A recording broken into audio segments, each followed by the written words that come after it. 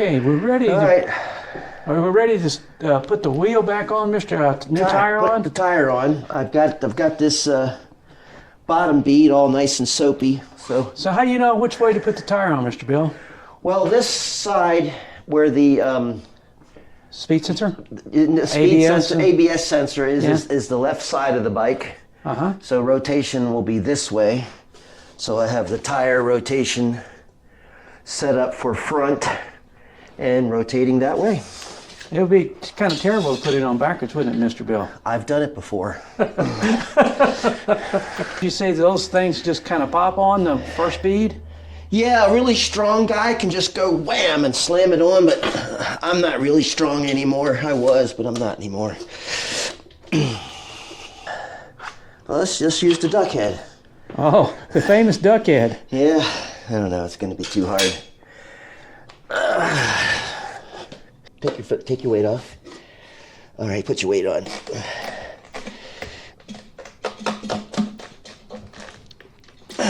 Sheesh. Hold on.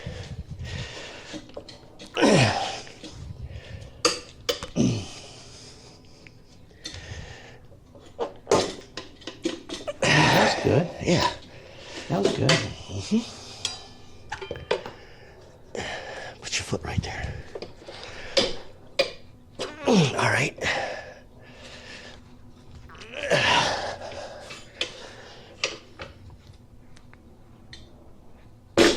There we go. It's good. All right.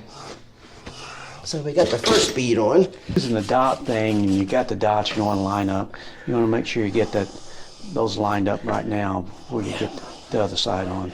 Yeah. And what I've decided to do, since I don't have a dot, but I do have this barcode, I'm going to put the barcode at the tire stem. Yeah. Okay. Okay.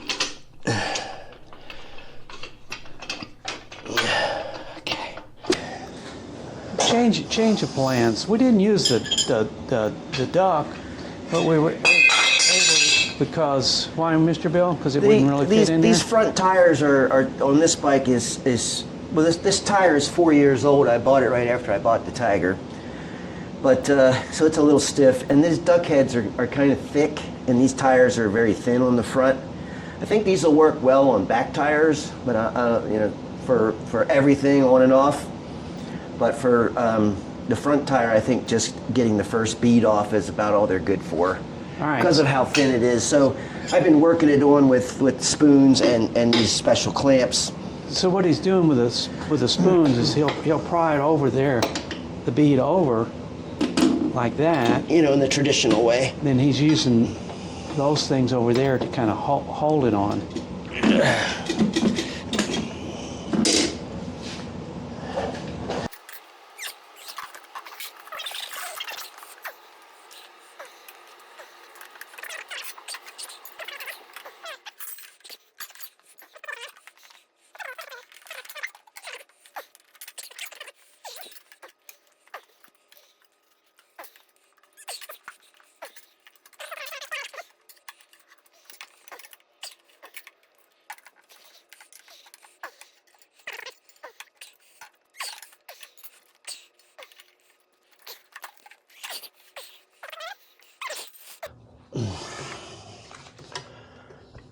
You know what I think the problem is? The center, the other side isn't in the well. I've seen where guys put zip ties on these things to hold them together to make them fall into the well easier. All right, Mr. Bill, well, what happened? What we had to do was get the tire into the center well, and I noticed that on the other side, the bead around the bottom here was against the edge of the rim. So we flipped it over, we pushed this down and put it into the well, and then we put it back on, and we were able to finish getting it on with the spoons. It was just you got to have that give in the well to have enough size to get around the wheel. And I noticed that the longer spoons kind of don't work as well as the shorter ones because of the rotor. Yes, gets in the way. I almost thought about taking the rotor off, just because it's pretty flimsy. But we got it using the short ones. The long ones I think are good for prying to get stuff off. I think the short ones are good for prying to get stuff on. So now all we got to do is air it up. Put the valve stem back in it. Yeah, I have to put the valve stem in for it to air up. Right.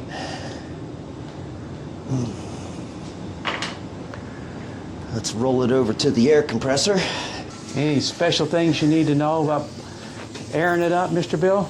Well, having the ability to air it up without the stem in it is a benefit if your tire is not seating against the rim, because then you just blow air out.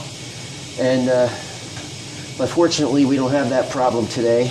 It is dangerous, and you don't want to have your fingers anywhere near the bead and the wheel when it pops like that. It'll take your fingers with it. So how much are you airing it up to, Mr. Bill, to get it? Are you airing it up to it pops? No, I like to air it up to 50 and then bring it back to where you're going to run it at. That's that leaking. So you see we've got a good bead. We've got a good, we're good and solid all the way around. So what are you looking for when you say good and solid all the way around? Well, a lot of tires have, this one doesn't. A lot of tires have a ring that goes right around the tire where it's right at the wheel. And you can look at that and see whether or not you're on, cattywampus or whether you're smooth. This tire doesn't have it. The tire that we put on yesterday for the Rocket had that. Okay. So you can look at that ring. Let me get on this side. Okay. You can look at that ring. It'll be like right here. I mean, just a millimeter or two from the wheel, and you can tell whether or not your wheel is on in a nice round fashion. And if it didn't? Start over. So if you were doing this on a tube type tire, wouldn't that be a little bit more complicated because you don't want to pinch the tube? Yes.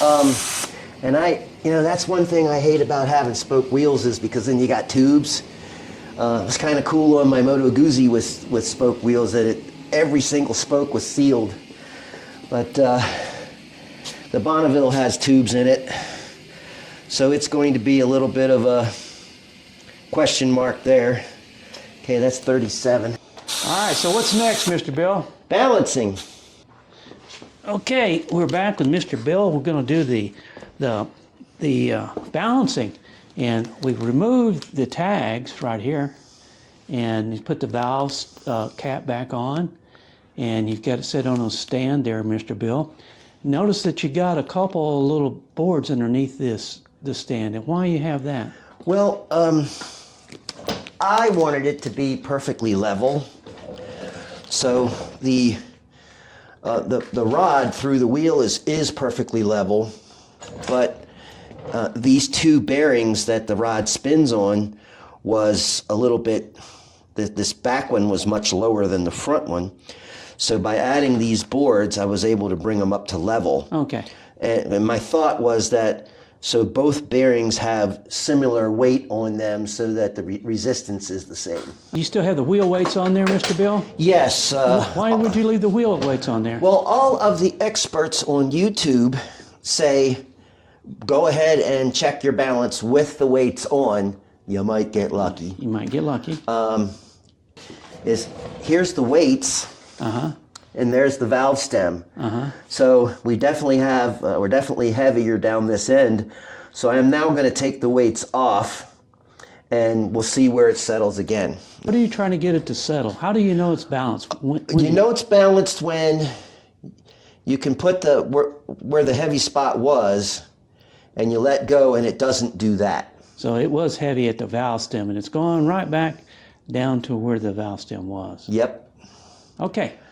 So what you wind up doing is, when it settles to the heavy spot, you put your weights up top, and you put them on with masking tape first to check the weight because you don't want to peel and stick them yet. Yeah. And then, I like to spin it. I give it more time than most people. I like to spin it and let it find where it's going to stop. And when it stops, when it's balanced, it'll stop anywhere. And then the other thing you do is you do the 90-degree thing. You'll stop it right there, and you can see it's going to find the heavy spot at the bottom again. So what he's going to watch is where it settles down to the bottom. Then he's going to put some weights on the opposite side of the tire there. He's going to use a little bit of masking tape to put those on. Mr. Bill's used some painter's tape, and he's stuck a couple of the weights down there. You can see on the masking tape there. Yeah, those are two 1/2 ounce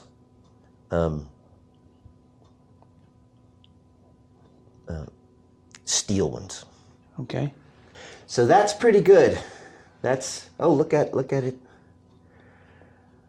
It's still going down there. Now we have to see whether or not it will move from other positions.